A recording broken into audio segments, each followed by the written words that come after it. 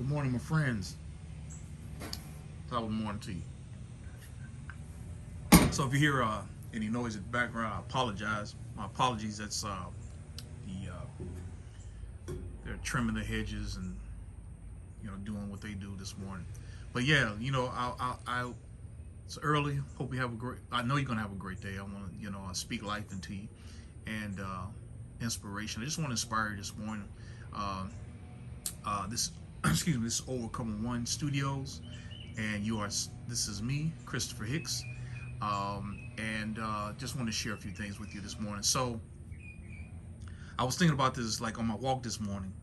I usually walk, get up, give me some water, and I'll drink, nice huge cup of water, and I'll go and take a walk, do my morning run and exercise. On my way, I was walking. I was thinking of, this is crazy. That's when I get a lot of my ideas. They come to me when I'm walking or when I'm exercising. So I was thinking this morning on my walk of how many people really did not have faith in me in terms of my abilities, in reference to a lot of things that I tried to do, whether it was business, whether it was scholastically or scholastics education. And one thing about my thought processes this morning as I was pondering on it, it made me think about a film that I saw years ago.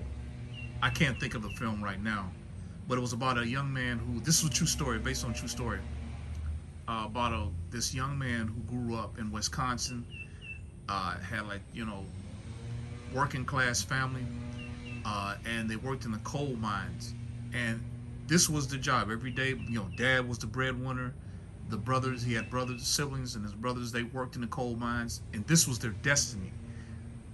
Dad, even though mom and dad loved this young man, they really didn't see him going too far as his goals, further than they went. So in other words, like in the movie, they will always say, he would dream about, like he wanted to go to Notre Dame.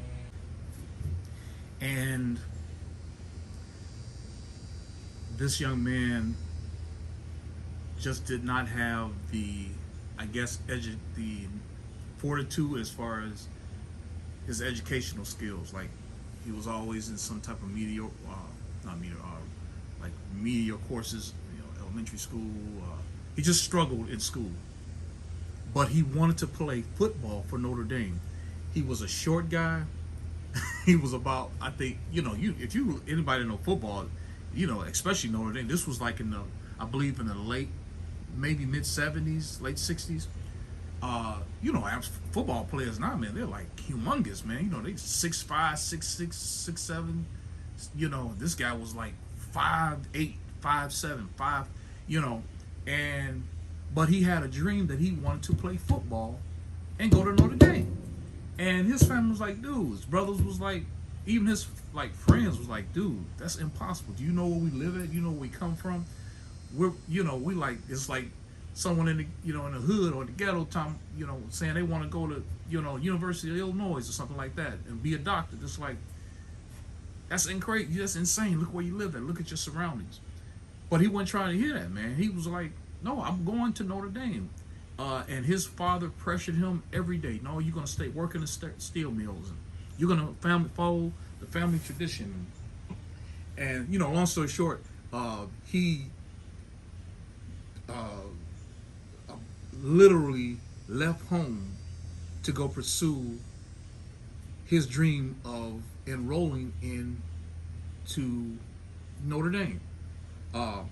And his father and some of his family members, majority, especially his father, the one he was really wanted that affirmation from to encourage, he just did not believe in his son. And again, it's not that he didn't love him, but his father probably had dreams and aspirations and they didn't come to pass. And so his vision wasn't, whatever he wanted to do in life, he figured the steel mill, this is where I'm gonna be at for the rest of my life. But his son had a different mindset. And the son left.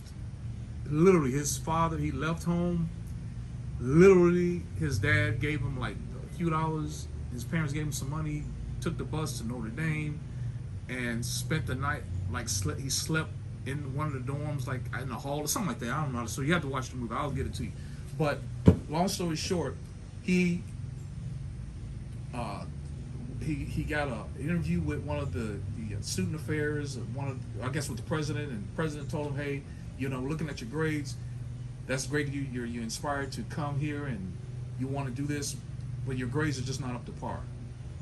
Why don't you try another time? So basically told him, he had to go back home. He went to a 2-year college, but this guy didn't stop. Even though he went to a 2-year college, he said, all right, no problem. I'll go to a 2-year college, get my grades up, and study hard because I'm going to Notre Dame.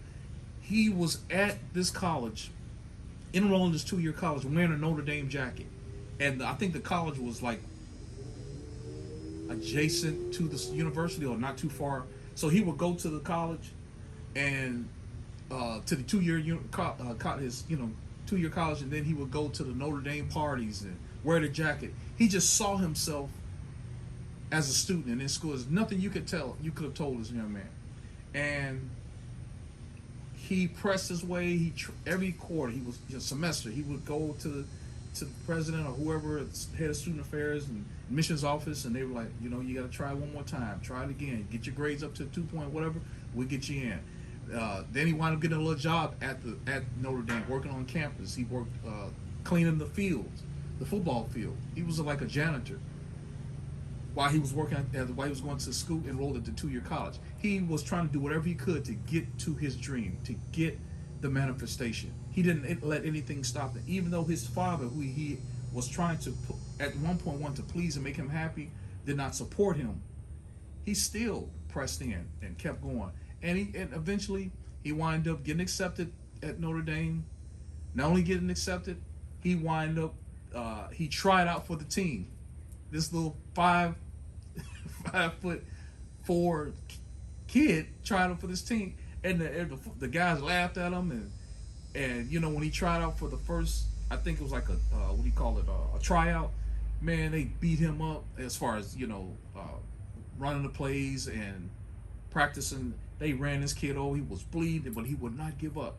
So eventually he did make the team, and he did play. And this, again, I can't remember what this movie was, but it's one of my top movies. I'll also be talking about my top films and top movies that are inspirational and so forth. And not just inspiration, but top films that I like.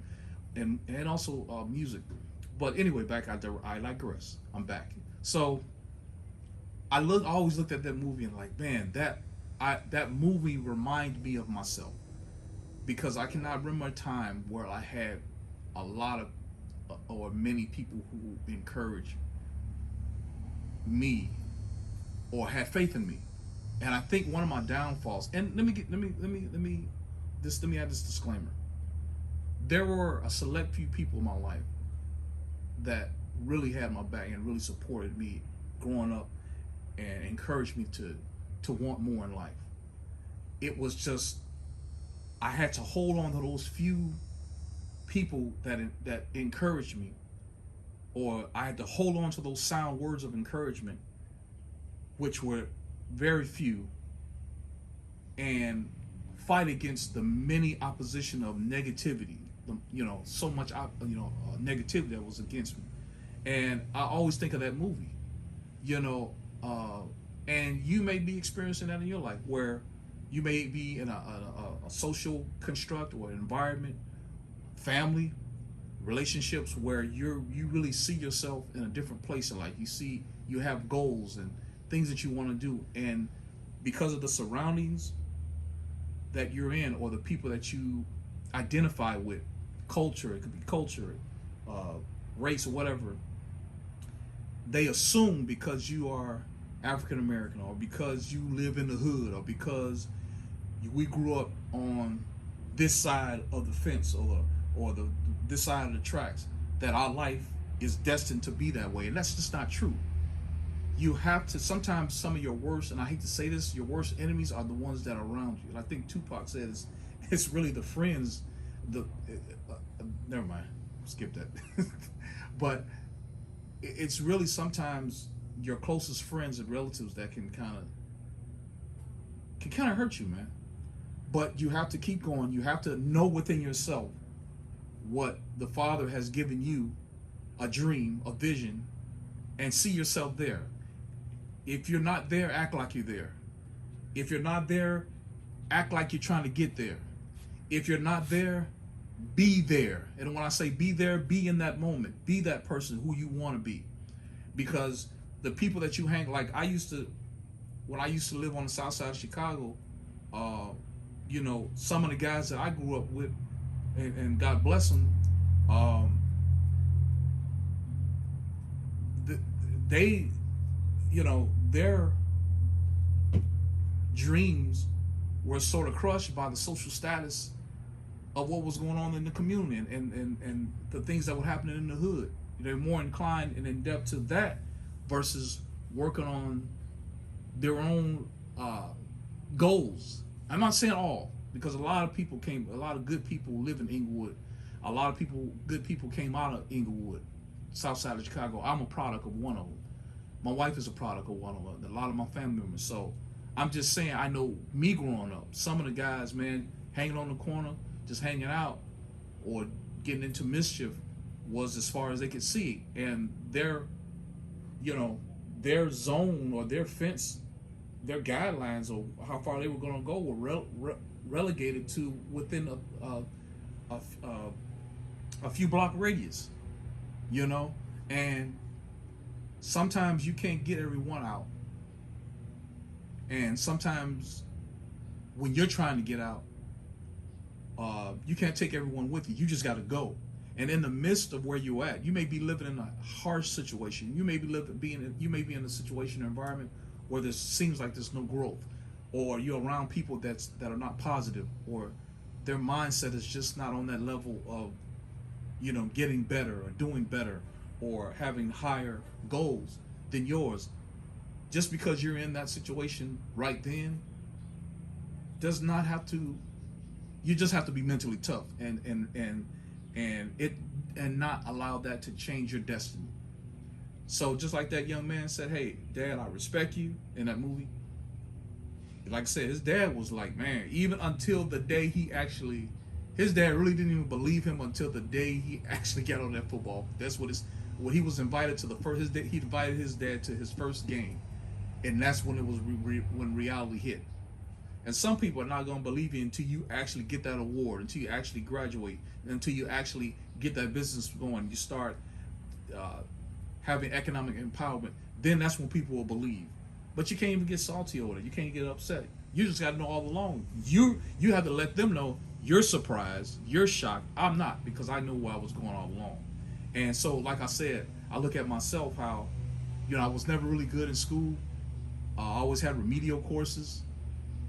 7th, 8th grade was challenging for me. I never was good at math, and a lot of the, I was made fun of. I was talked about, and I wound up, pressing in. I knew I wanted better. High school, I didn't like high school, but the last 2 years were the best years, and I enjoyed it. I'll probably go more into that. And I wound up getting into theater, and my love for film and acting and all those things. And then I wound up going to college, and thank God I graduated, got my associates and my bachelor's in behavior sciences and associates in psychology, and master's in human services, and I'm working on another master's. But I'm telling you that because you're talking about a guy I was always in a remedial course. I was the guy that was the special need. They were probably, now back then they didn't have it, but I was the guy on the 504 plan. The special plan for the kids that need support. I was always that person, and I felt so bad and intimidated. But now, I just look at it as it was a stepping stone. So that's how you have to look at things in life. And so I just wanted to encourage you this morning to, sometimes you just have to ignore your surroundings and really focus in on your goals and where you want to go, and know. Just have the intuition that you're going to be something great, that you're going to do great, you're going to be better than what you're in right now. All right. Peace out, guys. And don't forget, Overcome One Studios. Got a lot of projects coming. This is my podcast this morning, My Truth. Also, we have my wife and I have a podcast. We are coming up, working on episodes. Will be out soon. It is called I think it's, what is it? Marriage, marriage and 4 children. I think that's what it's called. We talk about marriage, and we've been married for over 27 years now, and we just talk about marriage and how we were able to get through it without killing each other. But we still together, and we talk about our kids and different things, and working on some film projects. All right, you guys, peace out.